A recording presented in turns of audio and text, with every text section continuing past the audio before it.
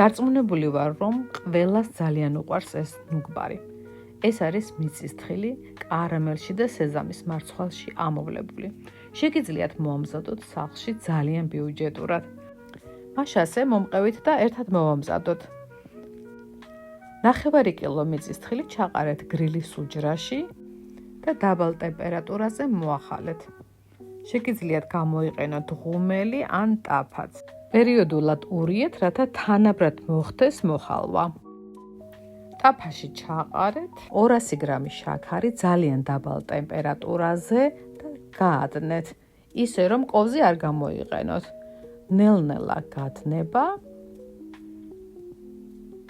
ტემპერატურა შეგახსენებთ უნდა იყოს ძალიან დაბალი, რათა არ დაიწვას შაქარი.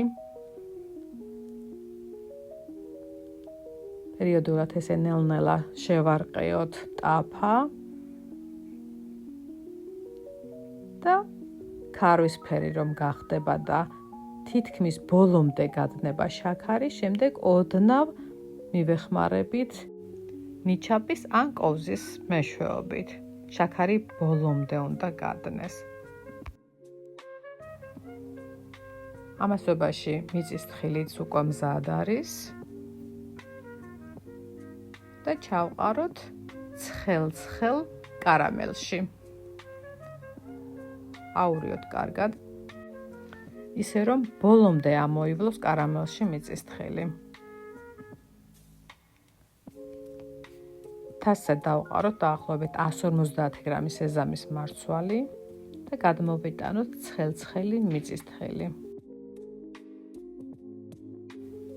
სწრაფად უნდა ამოურიოთ, სანამ ცხელია, რომ კარგად მიეკრას თვითეულ თხილს სეზამის მარცვალი.